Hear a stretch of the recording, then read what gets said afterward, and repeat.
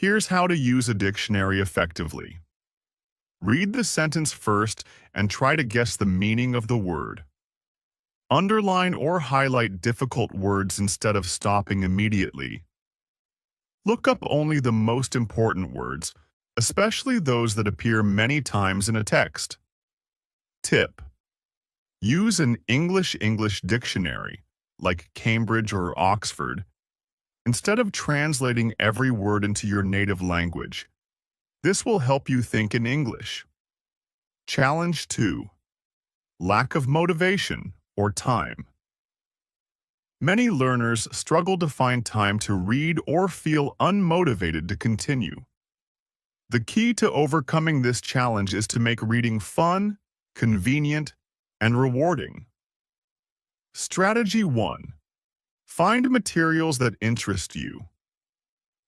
Reading should not feel like homework. If a book or article is boring, it will be hard to stay motivated. Choose materials that match your interests. Love sports? Read football news in English? Enjoy cooking? Try English recipe blogs. Like mysteries? Start with short detective stories. Example: instead of forcing yourself to read a difficult novel, you could read a comic book or a short travel blog in English. Over time, you will feel more comfortable with longer texts. Strategy 2. Use short reading sessions. If you think, "I don't have time to read," try this. Read for just 5 to 10 minutes a day instead of trying to read a whole chapter. Use waiting time, on the bus, in a queue, during a lunch break. Set a daily reading goal, even if it's just a few paragraphs. Example: Monday, read 2 paragraphs of a short story. Tuesday, read a simple news article. Wednesday, read English song lyrics and their meanings. This way, reading becomes part of your daily routine without feeling overwhelming. Challenge 3. Difficulty understanding. Long texts. Long texts can feel intimidating, especially if they have complex sentences or many new words. Here are some ways to make them easier to understand. Strategy 1. Break the text into sections. Instead of trying to read everything at once, divide the text into small parts. How to do it: read one paragraph at a time and summarize it in your own words. Use a highlighter to mark important sentences. Focus on main ideas first, then details. Example: if you are reading a story with 5 pages, don't try to read everything in one sitting. Instead, read 1 page per day and take notes. Strategy 2. Read aloud and take notes. Reading aloud helps you hear the rhythm of English sentences and improves pronunciation. Taking notes helps you remember key points. How to take notes: write down the main idea of each paragraph. Note 3 new words per page and try to use them in a sentence. Write a short summary after finishing the text. Tip: if a text is difficult, read it twice. The second time, you will understand much more. Final thoughts on overcoming challenges. Reading in English will always have challenges, but with the right strategies, you can make steady progress. Remember, don't stop at every unknown word. Try to guess from context. Make reading interesting by choosing topics you enjoy. Break long texts into small sections and take notes.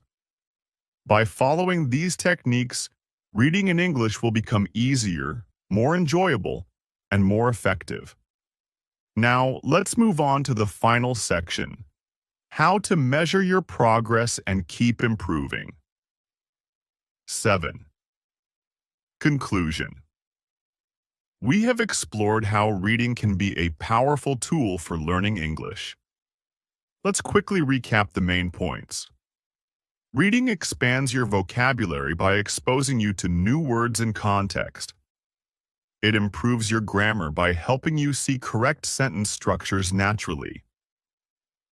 It enhances your comprehension skills, making it easier to understand spoken and written English. Reading strengthens your writing and speaking abilities by giving you more ideas and confidence to express yourself. It provides cultural insights, allowing you to learn more about English-speaking countries and their way of life. Now, here is an important message to keep in mind. Consistency is key.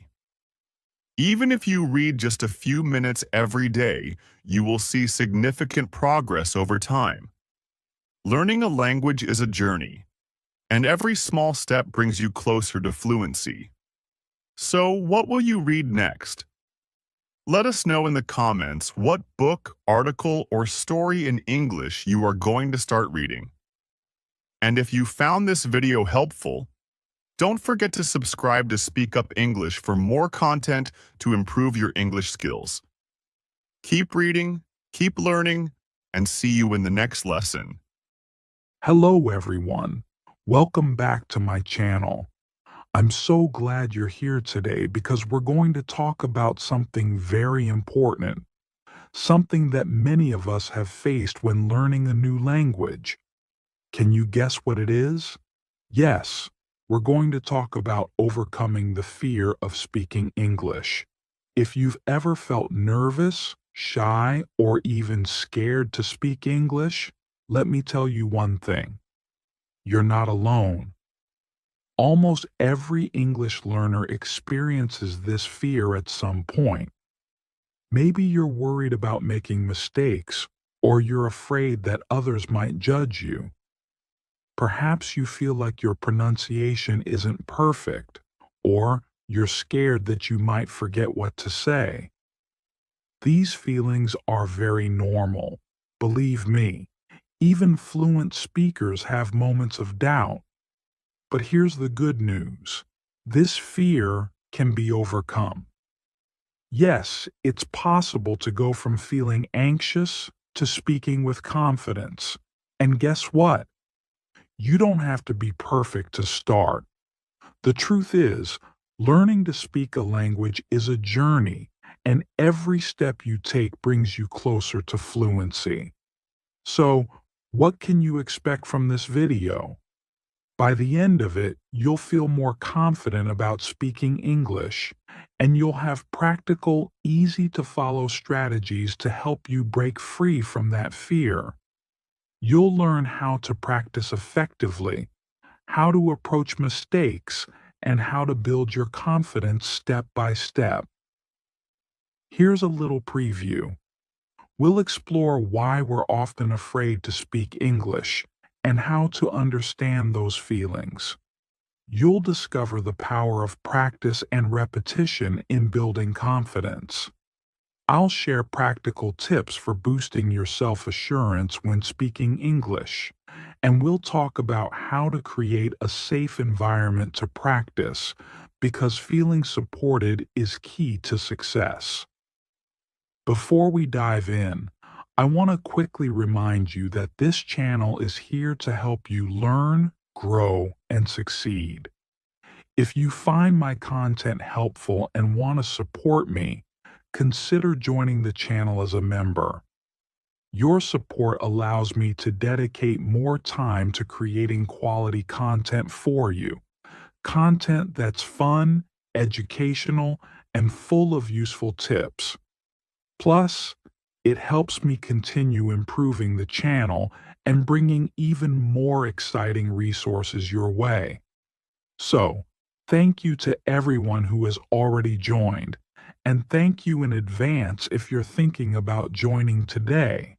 Now, are you ready to take that first step towards speaking English with confidence? Let's get started. Chapter 1. Why are we afraid to speak English? Let's start by addressing an important question. Why do so many of us feel afraid to speak English? This fear comes from several common reasons, and understanding these reasons is the first step toward overcoming them. Let's break them down.